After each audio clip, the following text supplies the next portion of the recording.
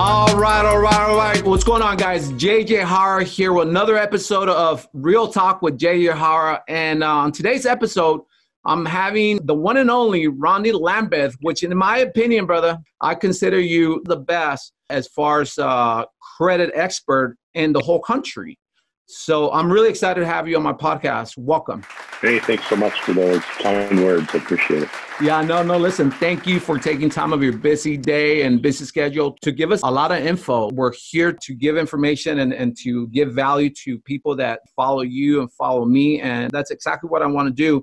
But before we get started, Rondi, let's just go ahead and take care of some little housekeeping issues here on my podcast. If you're tuning in to the podcast for the first time, please go ahead and give us a 5-star rating. Go ahead and share the podcast and subscribe. You can find me on iTunes, Stitcher, Spotify. I mean, all the platforms you can think of will be there, okay? Go ahead and subscribe. So I'll go ahead and continue bringing on great people like Rondi to the podcast. And now it's time for me to go ahead and give you a few minutes, Rondi, and introduce yourself. Please go ahead and formally introduce yourself to everyone here.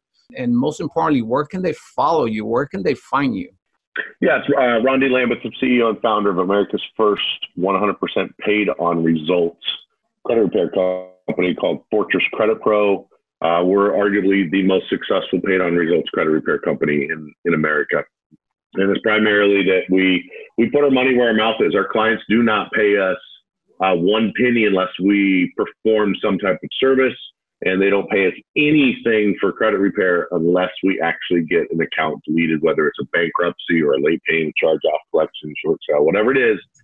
We are the only company in America that charges based on deletions. That's actually still a business. A lot of people try to copy my model, and they find out very quickly that you have to be really good at credit repair to charge after deletion. Otherwise, you don't make any money. So they go back to the monthly model. So that's it, man. That's Fortress Credit Pro is my baby, and then I got some other companies as well. But Fortress Credit Pro is the main company that everybody knows me being part of. Absolutely. Where can they follow you? I know you're pretty engaged on Instagram. Go ahead and share your Instagram handle for everyone. Yeah, they can follow me everywhere at Rondi Lambeth. So Instagram, Twitter, YouTube. That's the nice thing about having a unique name. RondiLambeth.com and all of the socials, whatever your favorite social is. I'm pretty active on all of them, and they're all at Rondi Lambeth. Awesome. If you type in Rondi Credit, you're not gonna have any problem finding me. If you type in RONDI Credit, you'll find me. And you're absolutely right. When I first started to look into you, you're really quick to find. So if you don't follow Rondi right now, go ahead and follow him right now. Listen, the reason I wanted to do this podcast with you, Rondi, is because there's a lot of things that you covered last time I saw you that I didn't know about. As a matter of fact, if you notice, you remember, I've stepped out of the event to pick your brains on a more personal level because I was like, oh, shit, this is good stuff. I know there's a lot of people out here that we kind of know the basics of what we think we should be doing with our credit, but at the same time, we don't know shit. And so I wanted to bring this to our audience so they could go ahead and get more educated as far as personal business and business credit. But also, before we even go any deeper onto this, Rondi, how you got into credit repair? What made you want to get into such a crazy line of work? Yeah. You know, I grew up in Idaho, outside of Boise, in a shack. It wasn't until I was 15 years old that I lived in a home that had running water or electricity. So the shack that I lived in, the bedroom that 6 of us siblings shared was smaller than my master bedroom closet now. No running water, no electricity. We had an outhouse. We burnt tires for fuel. And we got our food out of a dumpster. Every Wednesday, we would go after school, we'd go to the grocery store and get our food out of a dumpster, and that's what we ate. So I grew up really, really poor. And why I was able to move into a home that had electricity and actually get my very first toothbrush and more than one pair of socks and one pair of underwear and clothes was I left home when I was 15 years old. I got tired of being beaten up all the time and tortured, and so I left. My brother, who's 10 months younger than me, him and I decided that we were done. And so we moved out. And I ended up moving to John Day, Oregon, where I was born. In John Day, I went to work for Wally Williams, who owned Driscoll's Mortuary. And at 15 years old, I became a funeral director. And at 16, I was a licensed embalmer. And I went through high school as a funeral director and an embalmer. But I wanted to, because I got to see so much death, I kind of wanted to be on the front end of that. And I want to be a fireman.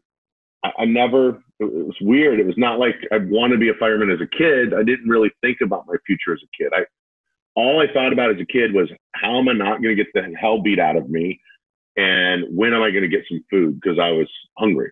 And so I never had that mentality of cars and goals and women and houses. And it was simply, I just want to survive tomorrow.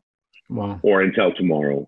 And so I ended up leaving Oregon and I went to Denver, Colorado, got accepted to the fire academy and become a fireman. And I went to work for Littleton Fire Department. I was on the busiest rescue in the Denver metro area, saved hundreds and hundreds of lives, including the kids at the Columbine High School shooting. I was a third firefighter there at the Columbine High School shooting. Wow. And I actually, my partner and I are the ones that found the 13 kids that were shot in the cul-de-sac. So with that, with being what I thought was Superman, here I am saving 12, 15 lives a day. And when you're doing it, it's just your job. You don't feel special or anything like that. You like the pride of what you're doing and you like the reaction from the public, but you don't really think of yourself as a hero. You're just doing your job. But fast forward, my little brother, who wanted to be like me, wanted to be a fireman, and he became a fireman as well in Oregon. And while I was out saving strangers' lives, he was struggling financially and with his relationship with his girlfriend and some other personal stuff. And he ended up taking his own life over a few $1,000s of medical bills. And it really hurt because I felt a tremendous amount of guilt. One, because I left all my siblings at 15. I felt very selfish that I left them to take care of me. So I always had that guilt. Yeah. And then two, here I am helping strangers and I don't even know what's going on in my brother's life. Right. So that really hit me pretty hard. And I decided I wanted to do something before the 911 call. And after doing some research about suicide, I found that 5,000 Americans every year kill themselves over credit-related issues. And when I dig a little bit deeper, the number one cause of divorce is financial problems. Number one cause of financial problems is not understanding money and credit. Number one cause of disease and illness in America is stress. And the number one cause of stress is financial and credit issues. So I kind of went on this mission to where I could back it up a little bit and start on the financial side and the credit side and attempt to save millions of lives versus a couple dozen lives. And so I started America's first paid on results credit repair company. And that was really as a charity. I never started it as a money thing. It was simply to help people get their finances in order and get their credit in order to make a difference in their lives. And it just kind of grew into this monster that it is now, to where I actually make a very good living. And I get to help, hundreds of thousands of people every year impact their lives, their credit, and their finances. So that's how I got into the credit repair industry. Thank you, Rondi, because a lot of people don't share personal stuff like that. And so when I first heard you mention that last time I saw you, that impacted me. Things started to click. But when I meet people that are passionate about what they do, there's something bigger. There's a bigger why they're doing what they're doing. And so when I heard you say that about your brother, it clicked, because I could tell that you're really passionate about helping people with their credit. And so when I heard you say that, it clicked. So thank you for that.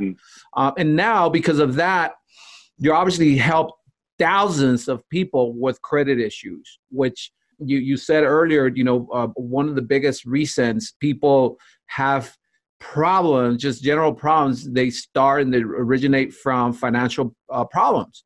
And so if we have financial hardships, they're going to go in and go into our personal life. And that ultimately, it's a snowball effect that leads into arguments and sometimes, ending relationships, and which is not a cool thing. Thank you for that, Rondi. Now, listen, why do you think people have a hard time with their credit? Why do you think it's like a unknown thing? Is it lack of education, credit education? What is it? What do you think that's the number one reason people have a hard time with understanding their credit? I think the number one reason that people don't understand credit is misinformation that's put out there by the credit bureaus, by the banks, by the mortgage companies, that's then spread to the public through mortgage brokers and real estate agents and aunts and uncles and fathers and mothers and cousins. And I don't mean that in a derogatory way, that mortgage brokers and real estate agents spread misinformation.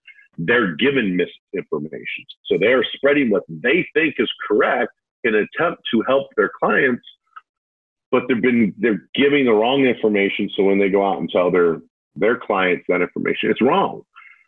I believe it's done on purpose in an attempt to keep people confused about their credit.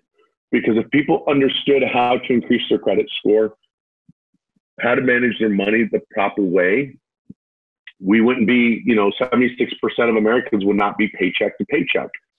And I also believe the government encourages this through our school system, because when you have a group of citizens that are in debt to their eyeballs, and they have $13 trillion of student loan debt and $13 trillion of other consumer debt, they're forced to work. And when you're forced to work, you're forced to pay taxes. That's right. Whereas if you understood credit and money and taxes, you could do what you want to do versus what you have to do to survive. Mm. And when you have to do what you have to do, you become complacent with taxes and money and credit, and you just do your thing. You go to work, you punch in, go home, whatever, watch TV, drink some beers, and you don't really pay attention to what, not the 1%, what the elites and the governments, the Clintons, Bushes, and Obamas are doing behind the scenes. And so I think that's why. And I think it just, credit is one of those things. There's just a lot of misinformation out there about it. It really is, Rondi, and I'm glad you brought it up. See, I'm in the real estate world. I do real estate. I help people buy, sell, invest. I do some of that myself. But I also have a huge following of people that also do the same thing. And so the fact that you brought up the fact that sometimes us as professional real estate agents, brokers, we don't know the efforts we're doing. And by the way, it's not that we're trying to hurt our clients. It's just we share what we know. And a lot of times what we know is not the correct information. Instead of helping our clients, we're kind of messing up their credit. And so I wanted to go and do this because, again, this is going to help a lot of people in the industry understand the basic fundamentals on your credit 101 and how's the best way to help our clients. What's the best information to give our clients? Should we even be giving them advice as far as credit? Shit. And if so, what is the one thing or two things that we should just kind of put out there, and then the rest let a pro like you or your company to take over? Well, here's what I would say. And here's the thing. I owned a real estate company. I had 26 real estate agents that worked for me. And I was just as guilty before I got into the credit industry. I thought the way to have good credit was to keep 30 to 50% balances on your credit cards, because that's what we're taught, 30 to 50%. That's not true. If you keep 30 to 50% on your credit card, one, you're going to pay a lot of interest, and two, you're never going to have a great credit score because you're losing 30 to 50 points. And I'll explain how that actually works. But what I'd recommend is, and you're doing it right now, you are promoting credit education. And the problem with our YouTube society that we have is anyone can go online and start a YouTube channel. Anyone can start a podcast. It's so easy now to do this. I remember in 2010, I got my first radio show. I was on 7 days a week, 400 different stations, and I converted it to a podcast. And podcasts were not very popular at all. And I got over 2,200 episodes on iTunes called Credit Repair Radio. So, that's a good place for people to go. Some of the stuff is outdated because, like I said, it's from 2010 to 2007. And then I have a new radio show or new podcast called The School of Wealth, where I break down the fundamentals of credit and finances and taxes. So to answer your question, you just got to be careful on who you ask advice for or from regarding credit. And if you follow me on Instagram or YouTube or on my podcast, you're going to get the right information about credit. I spend a tremendous amount of time every single day digging into the credit game because it changes on a regular basis. And so I'm a professional credit educator, not just a guy that's running a credit repair company out of his mom's basement, sending stupid, silly dispute letters to the credit bureaus, hoping they'll miss something. That's not what we do. We are professionals at what we do. So I'd recommend, people just follow me or there's a couple other guys that are my friends. John Olsemer is one of them that has lots of good information out there. Got it. So before we wait till the end, let's go ahead and share your website where they could go ahead and log in, because after I spoke to you the last time, I went on your website, I signed up, and like many people, there's some questions that need to be answered, and there's some things that I needed some help with. And I just go straight to the pros. I don't know shit about credit repair. I don't know where to start. And I much rather pay a professional that has a good record on helping thousands of people to get it done for me. So where can they go to log in right now to go ahead and start the credit repair process? Yeah, so it'll be in your show notes, but it's rondilambeth.com. And when you get to rondilambeth.com, you'll just click on credit repair. Here's the thing. You were there a couple weeks ago when I announced to the room, it was the first time I made that announcement, that, I started Fortress Credit Pro in an attempt to help people. And I just started making money on it because we were so good that people would come to us and say, I'll pay you if you can get me in a mortgage purchase situation in the next 30 to 45 days. So we take people from a 400 credit score to 700 credit score in 45 to 60 days.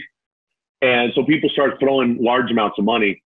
And so I turned it into a business. But over the last 13 years of doing that, there's a lot of people that we turn away because they just don't have any money. Right. And I meet thousands of people every single year at these events that they want to hire me, but they don't have, $2,000. And that's what our average client will pay us, because our average client has 20 different accounts and we charge $100 per account on our paid program. So a couple weeks ago in Beverly Hills at the event, the Montage Hotel, which was an incredible hotel, by the way. It really is. I announced that I'm going to offer my services for free. So if they go to rondilambeth.com, they click on credit repair, there's two options. There's the VIP service, which is our paid program that generally takes 12 to 18 weeks to fix your credit so you can qualify for a mortgage. That is $125 per account. So if it's bankruptcy, it's $125. If that's all you got, is one account, then you pay us $125. If you got 20 items, well, it's going to be more expensive. And we have a payment plan for that. But you only pay us after we get deleted. Second option is the free service. And the way that works is you sign up for a credit monitoring service, which any credit repair company you hire is going to require credit monitoring.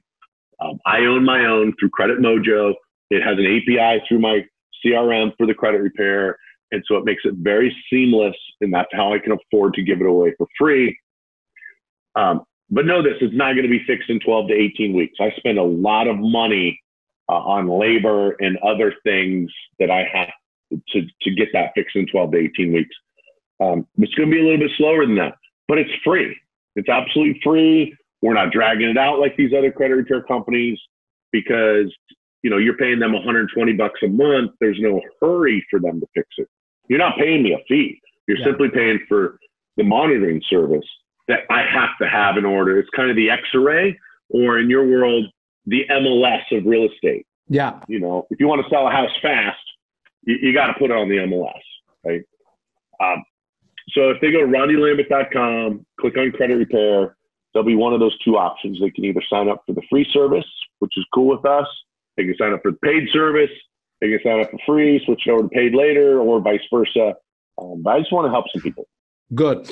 Now, Rondi, I know you mentioned when I first heard you go through the ideal rules and guidelines as how to obtain an 850 credit score. That to me threw me off because I didn't know. I thought it was a little different. But when you threw out the ways to obtain an 850 credit score, that was pretty impressive. And that was pretty really good information that you gave us. So share with our audience how to obtain an 850 credit score, because I know you have percentages that you have to go into 5 different areas. Yeah. So please share so that's that with the the FICO. You're referring to the FICO. I always do that. The FICO pie chart. Yes. And the FICO pie chart is the 5 areas of how they create your credit score. So number 1 is what everybody hires me for, and that is the payment history. It's 35% of your credit score is based on whether or not you pay your bills on time. 35%. Here's the big problem though, JJ. Everybody focuses on the 35% and they ignore the 65%. And it's the 65% that's most important, right? Because it's 65% of your score. That's right. It's kind of like bodybuilders. A lot of people think, I'm just going to go to the gym, I'm going to do cardio, I'm going to do weight training, and they forget their diet. The diet's the most important part. That's right. Right? So you got to put them together. So number 1 is 35% of your credit score is based on payment history. 30% is based on how much you owe on your debts. 15% is based on length of credit history, how long you keep an account open. 10% is going to be on what type of credit. And then 10% is going to be on new credit. People think new credit means inquiries, and that's not the case. Over 90% of all late payments happen in the first 2 years of opening an account. And so you kind of get penalized when you open a new account. But here's what the public doesn't know. Anybody who's seen the FICO pie chart, you say, okay, there's my 100%. That's how I get my perfect credit score. What you don't realize is that FICO chart is almost exclusively on credit cards. FICO does not care how much money you owe on a mortgage. They don't care how much you owe on a student loan. They don't care how much you owe on a car loan. So if you went out and bought a $300,000 house and you use no money down, they don't care if you have a maxed out mortgage. It does not even come into their formula. Now, you max out a credit card, you're going to see a significant drop in your credit score. So when I give you those stats, you got to realize that's about credit cards. Here's where most people screw up. They don't have the proper amount of credit cards and they're using a debit card. Now, why does this matter? Because FICO, the Fair Isaac Company, is the #1 trusted credit score model out there. There are others. There's Vantage, there's TransRisk, there's multiple different other models, but it's FICO that the majority of the banks look at. And so you need to understand your FICO credit score. And when you go online, and it's a very common question, why is my credit score different online than what the mortgage broker? 1, what you see online generally is not FICO. And 2, it's a completely different model that your mortgage broker is using. Mortgage brokers, by federal mandate, have to use the software that was created in 1996. Now think about that. Remember you asked in the beginning, why do we have this confusion around credit scores? The federal government requires banks and mortgage companies to use a 1996 model, a model that's 24 years old. Can you imagine if the government said, you have to use Windows 95 on your computer? It doesn't make sense. Why do they do that? Because a large portion of our federal government's income, because they make money, is off of interest, off of FHA mortgages. How do you charge more interest? by artificially deflating people's credit scores by making them use FICO Model 2. FICO Model 2 is completely different because it was created 24 years ago versus FICO Model 10. FICO Model 10, you'll have a much higher credit score because of the way they're looking at credit. Because credit in 2020 is different than what people did in 1996. So that is the FICO chart. That's how you obtain the 850 credit score. However, that's not, I like to teach the 3-1-1 rule, which is the proper amount of credit cards, which you need to have at least 3 credit cards open at all times, not 1, not 2. You need 3. If you don't have at least 3 credit cards, you can have more, but you have to have at least 3 open credit cards. These are not debit cards. These are Visa, American Express, Discover, MasterCard. They could be a JCPenney's, Sears, Victoria's Secrets. They can be, Old Navy. Those are credit cards. I don't recommend those. Never close them if you got them open. There's nothing wrong with having 15 different credit cards, but you need to have at least 3 credit cards. Okay. With those credit cards, they have to be used every single month. So I have in my desk right here, I have 20 credit cards. And each one of those credit cards are used every single month. Now, I do not carry them, but they're used. So Netflix, Starbucks, cell phone bill, electric bill, water bill, sewer bill, car insurance, so on and so forth. All my little bills, I put each bill on a different credit card. I set up the credit card to pay itself off in full through bill pay. And so then I only carry 2 credit cards that I use on a regular basis. The rest are on autopilot. They're just little charges hitting them, keeping some activity going. So 1, they don't get closed, and 2, FICO doesn't ignore them. Balances. This is the most important thing with credit cards, other than having them. How much money that you spend a month, or how much money you spend on a credit card. It's called credit utilization rate.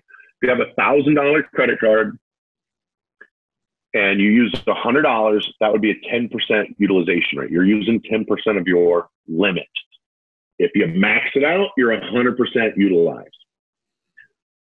For every 10% that you use on your credit cards overall, it will cost you approximately 10 points.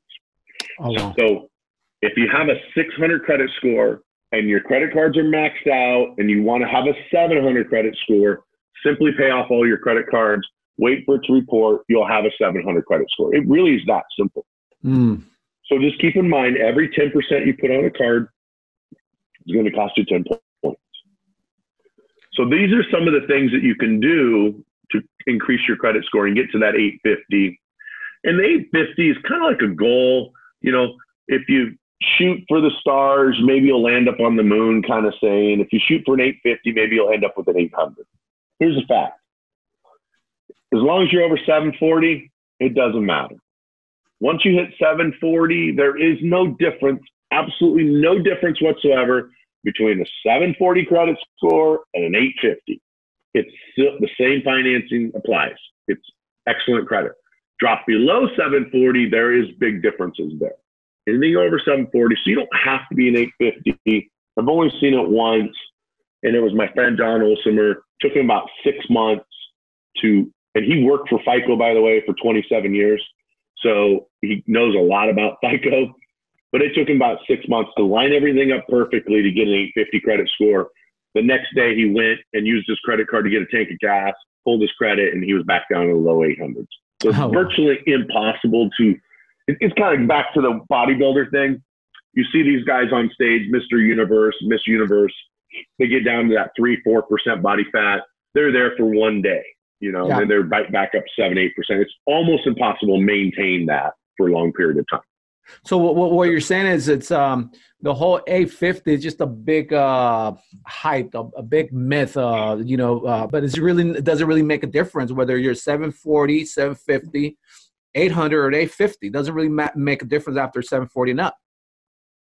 It won't make any difference at all. It's kind of like an A versus an A+. It's still an A. You still pass. And here's how the scores work. For you guys that are listening right now, If you're driving, don't do this. Just really pay attention to it. But if you have something to write with, get out a piece of paper, get out a pen, and write 300 to 850. So this is something I like to do at all my events.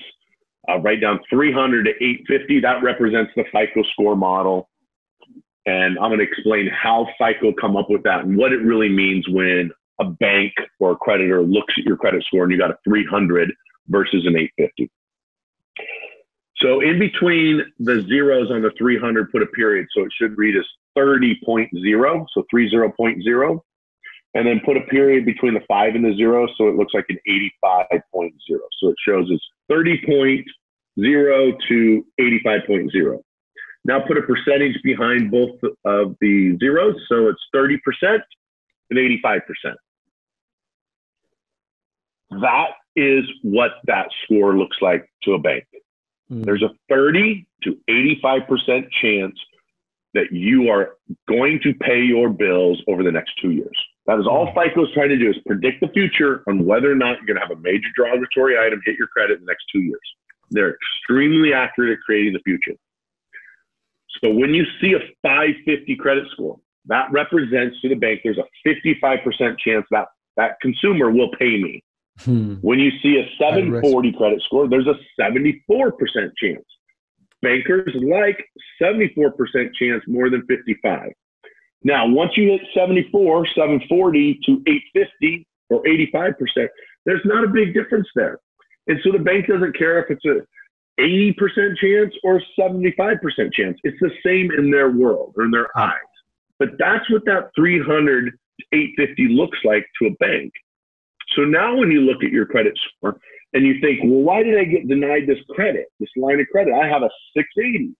Well, that's only a 68% versus someone with a 740 to 74% chance. It might not seem like a big difference, but it is a big difference to the banks in their algorithm when they figure out who's going to pay us and who's not. Yeah, yeah. And it makes sense. I mean, now that I look at it, because I wrote it down, 30% versus 85% is a huge difference. It's just a higher risk to the bank.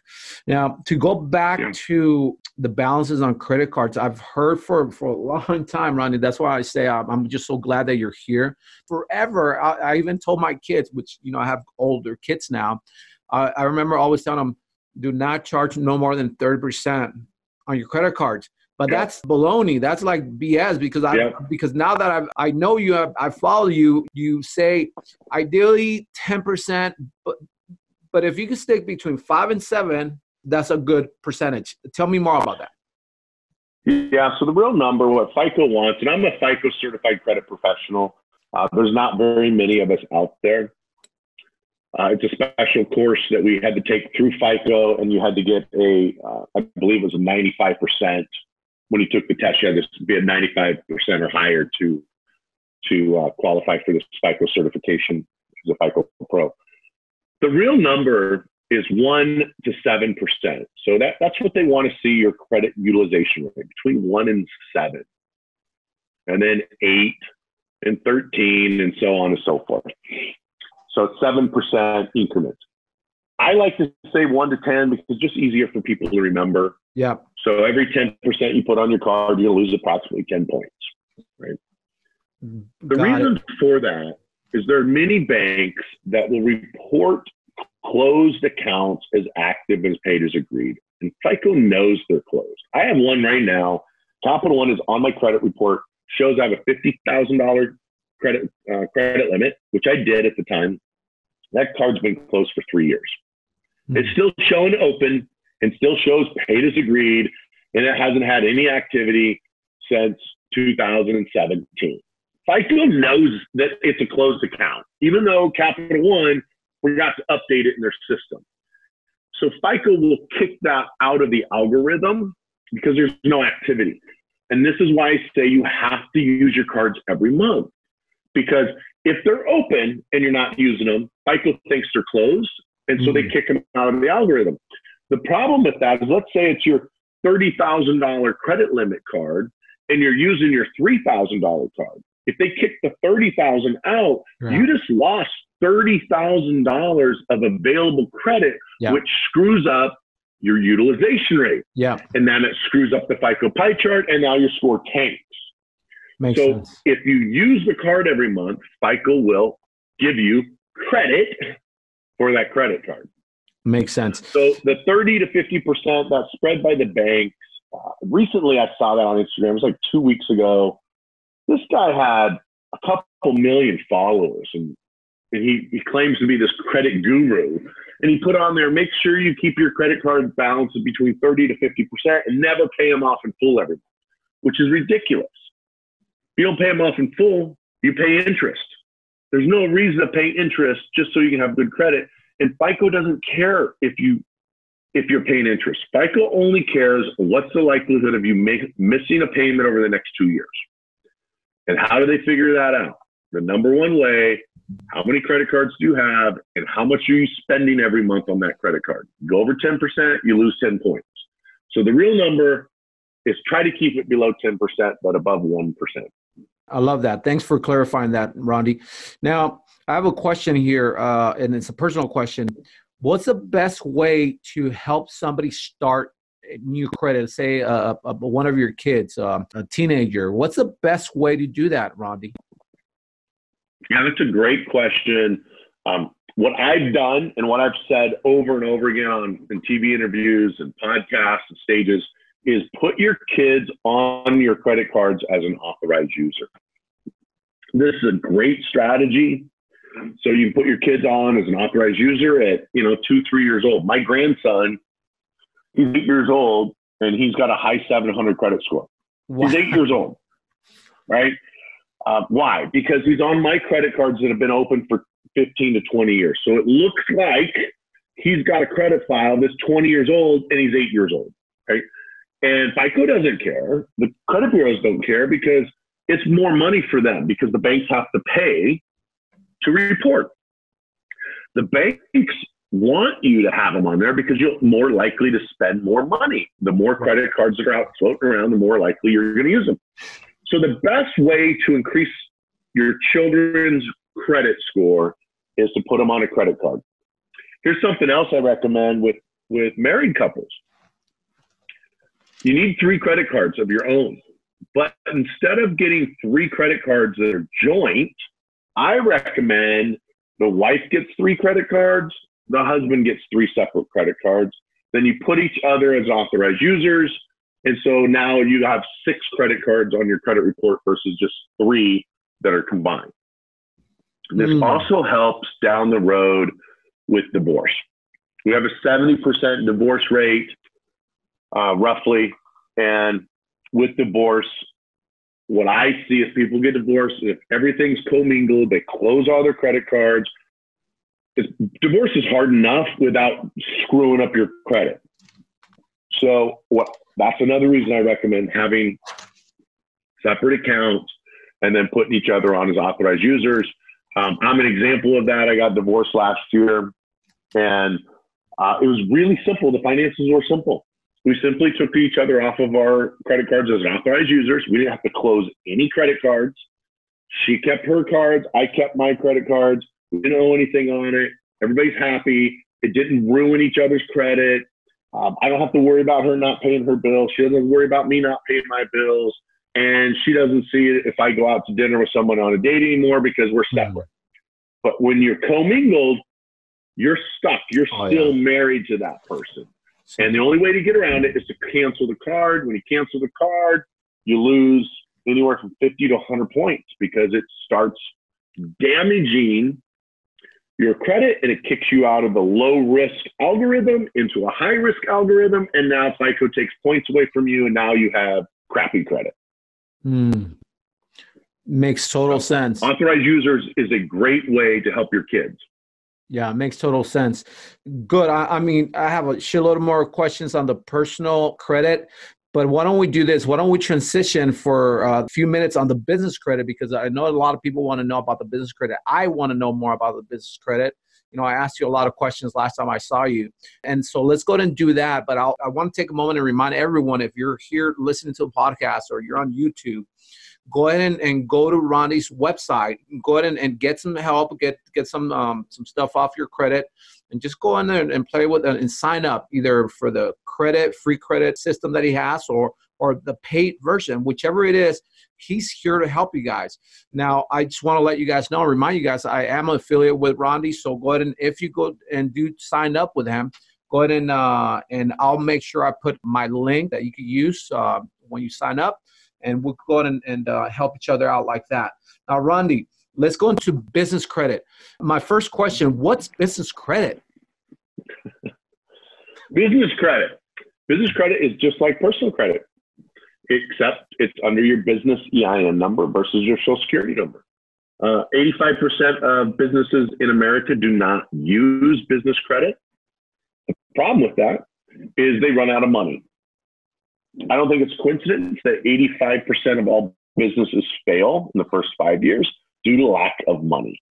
And I believe if they would establish their business credit up front, they could stay in business a lot longer. But what business credit is your business, if it's an S corporation or C corporation or LLC set up as one of those two, it's an own legal person, and you can establish credit in that company's name.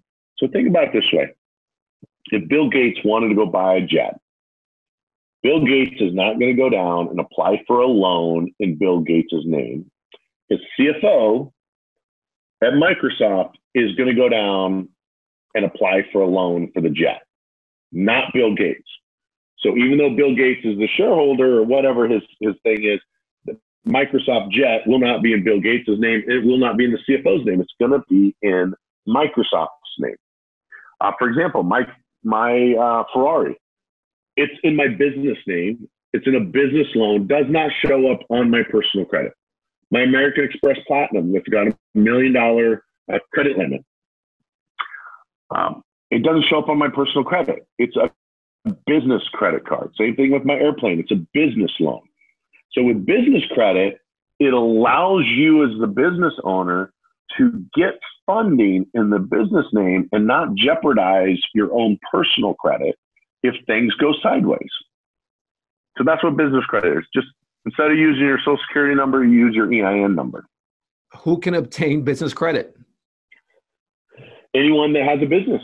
So a real business, not a, if you just go and say, I've been talking about dog poop businesses a lot because there's somebody in my neighborhood drives around a $100,000 Range Rover and he on the side says, I pick up dog poop. So it's a great way to make some extra money. But in order to get business credit, it's got to be a real business. It can't be a sole proprietorship or just Sally's hair cutting and Sally takes everything in cash. You have to be either an S corporation, a C corporation, or an LLC that's set up. And you have to have an EIN number, which is employer identification number. So as long as you have that EIN number, it represents a Social Security number, and you can build business credit if you have a real business. And I say real because a lot of these people will call me and they're like, yeah, I got this idea of a business. It's like, I have an idea of having more kids someday. Doesn't mean I have a kid right now. You have to have the kid first, right? Before you can name it, get a Social Security number for the kid, get a birthday for the kid. You got to have the kid first. Same thing with the business. You got to have it first, then you get the Social Security number for it, the date of birth, which is the date of incorporation, the address, the phone number, and all that stuff. So if it's a real business that files a tax return, I guess that would be the simple answer to that. If you file a tax return, you can get business credit. So how many years does a business, a real business, need to file tax returns in order for them to qualify and be considered a real business? There is no requirement on tax returns. What I teach with my business credit program is how to get funding with no financials. In my live events, I will set up a corporation during the event, and over the next 30 to 45 days, I'll update my students through our platform how much credit I've gotten. And I've literally gone, set up a company on Monday and obtained $100,000 of credit on Friday. Wow. So there is no tax returns. I barely even have a bank account, but I've done it so many times I can do it that fast. On average, your average business owner will take about 3 months to get this set up. if you're running a legitimate business and everything's in order and the foundation is built properly, the moment you log into my system, you're going to be applying for credit. Awesome. So if you know how to do it, you can start a business today and apply for credit tomorrow. Okay. So my son, which introduced you earlier, he's here right next to me. He started his business last year. He runs his media marketing business. However, he's not an S Corp, LLC, or nothing like that, which is something that I'm encouraging for him to do. Will that be the number one step that you say for someone like him as a new business owner to get started in order for him to get business credit? Well, he's not a real business yet. He's still an idea of a business, okay, in the eyes of the law. Okay. Think about it this way. You go by JJ. Correct. Right? What does it say on your birth certificate? What is that name? Yeah. Yeah, the name is Juan, Juan. Okay. What's your legal name? So it's Juan Jara. Okay. JJ is a nickname. Correct. So back to your son. His business is an extension of him right now. It is a nickname. Until he incorporates, it is a nickname. It's just part of him. Once he incorporates, that's the birth date of the business.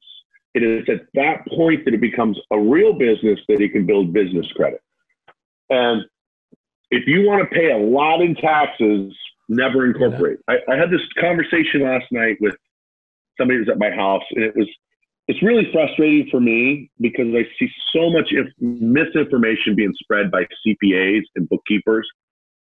Dude's been in business for 17 years, makes a couple $100,000 a year, has never incorporated because he didn't want to spend any money on the incorporation, which is like $125.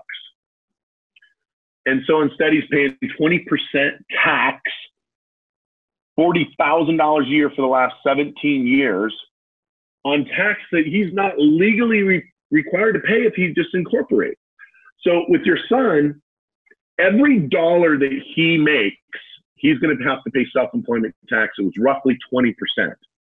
If he incorporated, it wipes out that tax. So if you want to save a little bit of money, incorporate. Even if it costs you a couple of $100 a year, and in California it's like $1,000 a year because that's what the communist government of California does, is they try to choke you out in fees and penalties. But it's still cheaper to pay the $1,000 franchise tax fee than it is the self-employment tax on every dollar that you make. So I highly recommend you incorporate as soon as possible. Got it. So he's here. So hopefully take some great notes. Now, why should a business owner obtain business credit? So they can stay in business. The reason they go out of business, they run out of money. And if you want to stay in business and you want to beat the odds, there's an 85% chance you're going to be out of business in 5 years. And it's because you ran out of money. When you establish business credit, one, you don't run out of money, but two, it doesn't attach to your personal credit. So it doesn't jeopardize your personal credit report, doesn't jeopardize your personal finances. It allows you to scale your company so much faster than credit cards. Again, back to credit cards. If you had a $5,000 credit card, which the average credit card in America right now issues $8,000, according to bankrate.com. So let's round that up to $10,000. If you had three $10,000 credit cards, that would be $30,000 available credit. How much could you use of the $30,000? How much could you use without having a negative impact on your credit score? Remember the rule of 10%? You could use $3,000 without it having a negative impact on your credit score. I don't know about you, but my business will now run off of $3,000 a month. Yeah. It will run off of $3,000 a day. Right? Now, switch it over to business credit. The average line of credit issued for business credit is $30,000 per credit card. Now you have 3 of those credit cards. Now you have $90,000 available for business credit. With business credit, the more you use the card, the higher your score goes.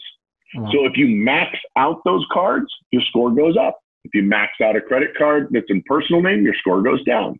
So to answer your question, why would you want to build business credit? So you don't screw up your personal credit and you stay in business.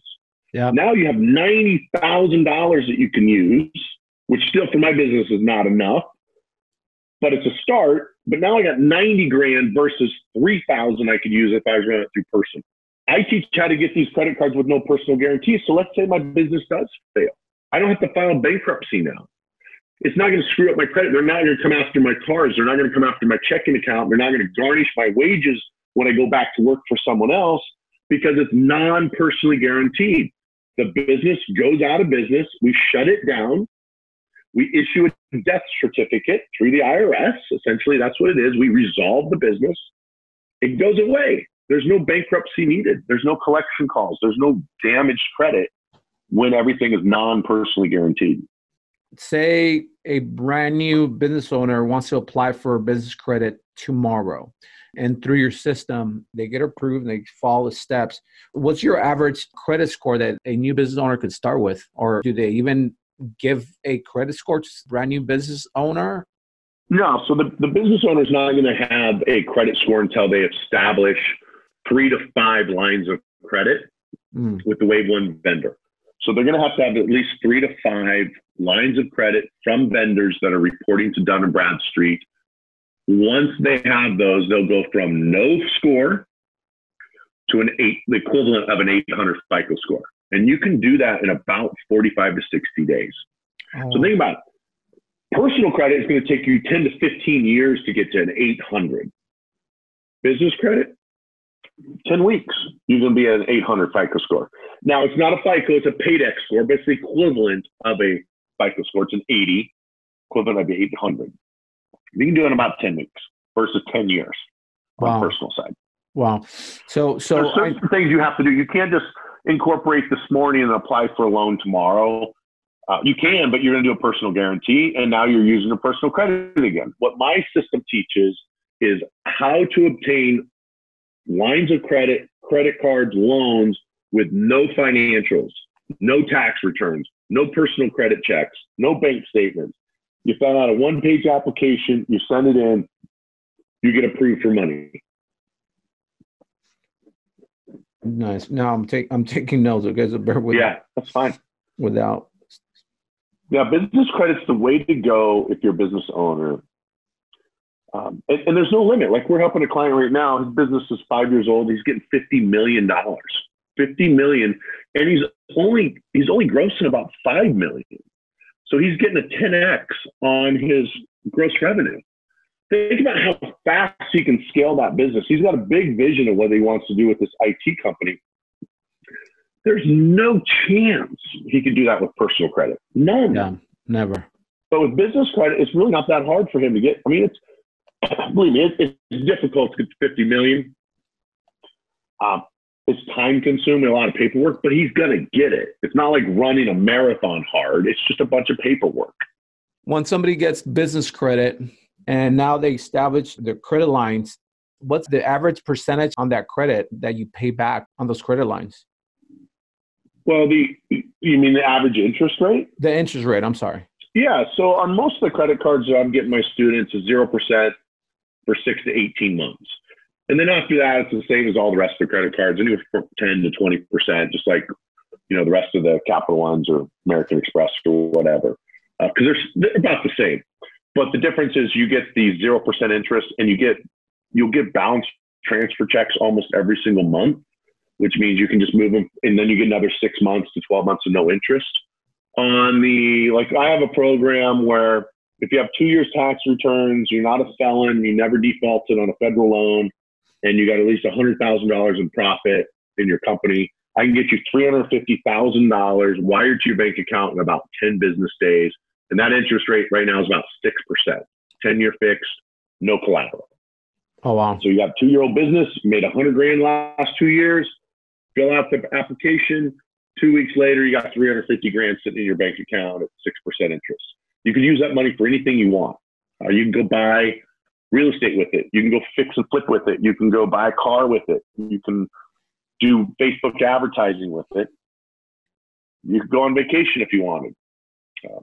That does have a personal guarantee because it is an SBA loan, but it doesn't have any collateral. So you don't have to put your house up for it, or you don't put up your kids' birth certificates. So it's non-collateralized. Which most SBA loans, they want everything.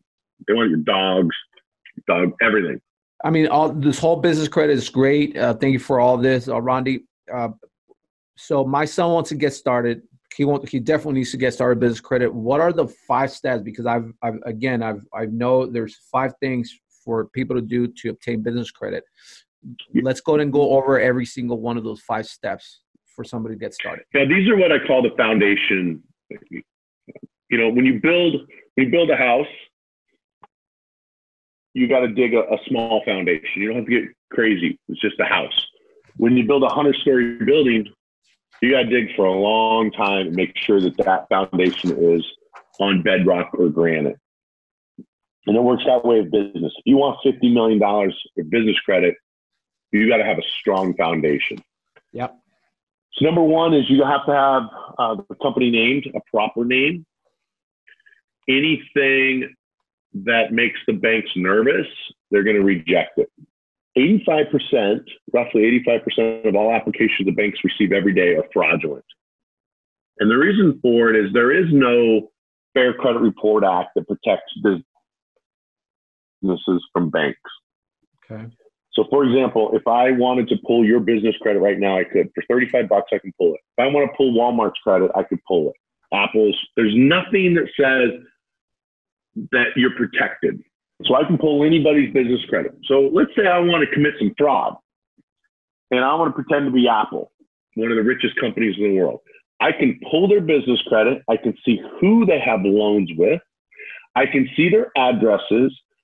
I can figure out their EIN number. I can set up a new PO box outside of their headquarters, and I can start applying for business credit cards.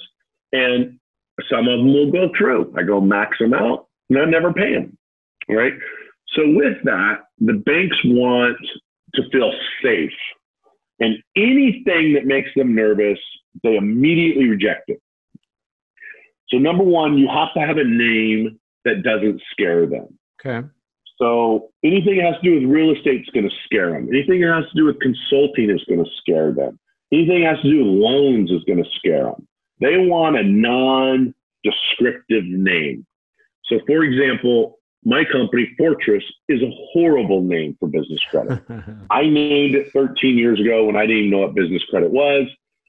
Recently, I applied for a loan, and they immediately turned me down because I said I had some liens and judgments against me.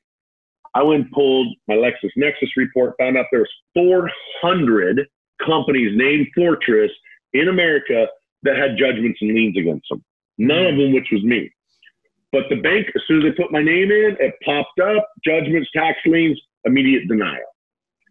What I learned from that, I don't apply for business credit under my name, Fortress. I have other companies. So they want names that are simple. Like one of my companies is called M25. That's my real estate company that holds my apartment complexes. M is in Matthew 25, which is my favorite Bible verse. M25 LLC. That's it. There's only one M25 in the entire world. It's my company.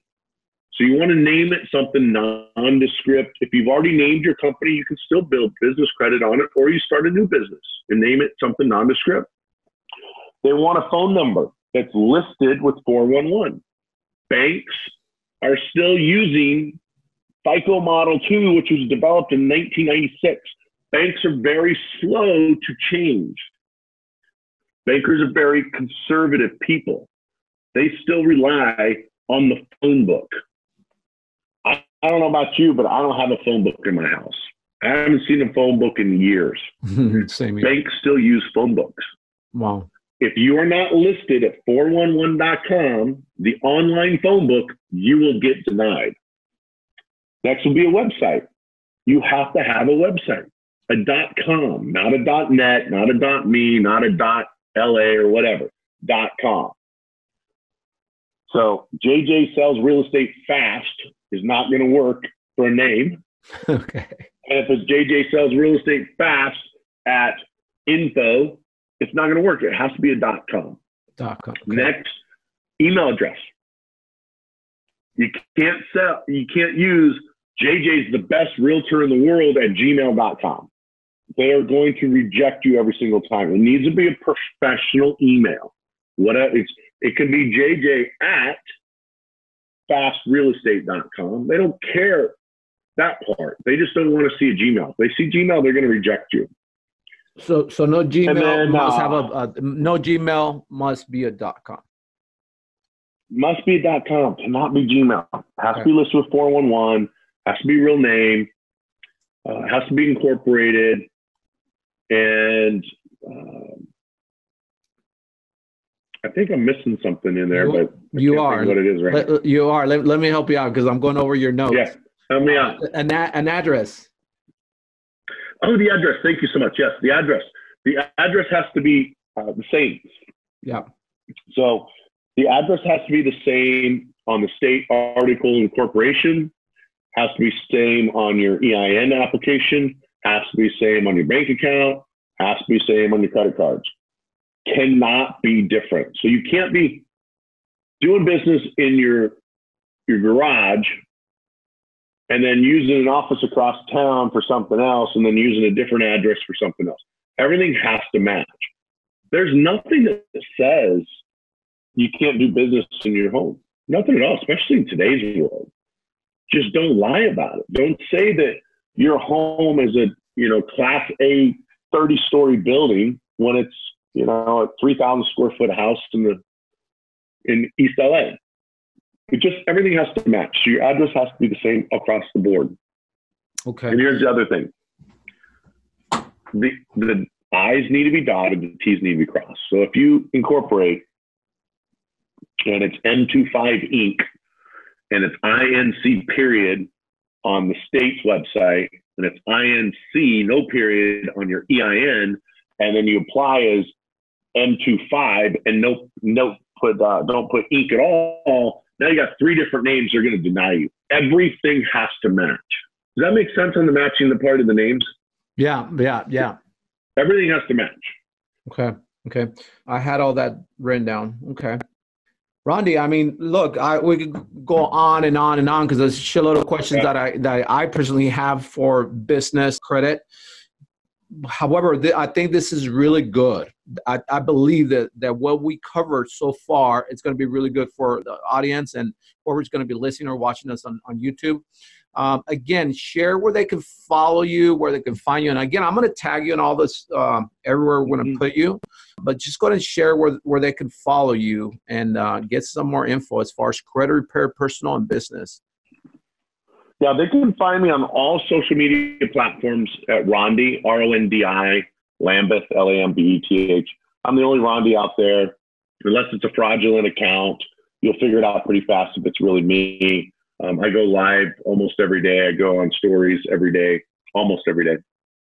So I'm very active on all platforms. You are. So whatever their favorite platform is. I have tons and tons of video on YouTube. I also have 2 different podcasts on iTunes. So if you type in Credit Repair Radio or Rondi Lambeth, you're going to find me anywhere you go. And then you can also go to rondilambeth.com where I have lots of free stuff. I got free books on credit. I have free books on how to remove inquiries. I got just a lot of good stuff out there online at Rondi Lambeth. So I'm pretty easy to find. I know you do, and that's why I wanted to connect with you, Rondi, because I've the first time that I met you and I saw you on stage, you threw out some great nuggets, and then the second time, which is not so long ago, when I saw you here in with Albert, I definitely wanted to pick your brains more, and not only for me, but I wanted to go and give this information, great information, out to everyone that follows you and follows me. So thank you so much. I want to thank you for taking time out of your busy day and doing this for the audience, for the people. I know it's helping me. I know my son, he's taking some great notes, and I know he's going to implement it. He's starting his business, and it's really cool what you said. He's run off a nickname. He's not a real business until he gets incorporated, and so thank you for sharing that. I'm sure he's gonna jump on it. He liked the fact that you said that you could give business credit $30,000 per account once everything's already put down in as far as for business credit. So thank you so much, Rondi. Any final thoughts that you want to share with the audience here before we wrap this one up? Here's the thing: your credit score is the most important number in your life. Everything that you buy in life will cost more if you have bad credit. Your gas, your water, your sewer, your food, your clothing, your car insurance. They're looking at your credit scores. And what I mean by gas, sewer, water, electric, if I go and I buy a gallon of gas and I pay with cash or debit card, let's say it's $3 a gallon. If I pay with my American Express, it's $2.95 a gallon because I get cash back every time I use that credit card. So and when you look at the amount of money that we spend on our debit cards and cash, 2 to 5%, it doesn't seem like a lot, but if you spend 20, 30 grand a year, 5% of that, it's a free vacation every single year. That's right. Your credit matters. So get the credit score as high as you possibly can. Absolutely. Rondi, thanks a lot. Again, I want to thank you. And we'll definitely stay connected. But for now, I hope you guys enjoyed this episode. Please comment, share, and subscribe to my podcast. And also, I'm going to go ahead and tag you, Rondi, for your podcast. You can go out there and listen to your podcast. You have a lot of great content out there, great content that people could relate to and implement in their credit. So I like the fact that you said that everything's about credit. Everyone's going to judge you and pay a little more attention if your credit FICOs are higher. That's just how it is. That's the kind of world that we live in, which is okay. Rondi's here to help us out with our credit. Rondi, thanks so very much for being part of the podcast. So next one, let's go.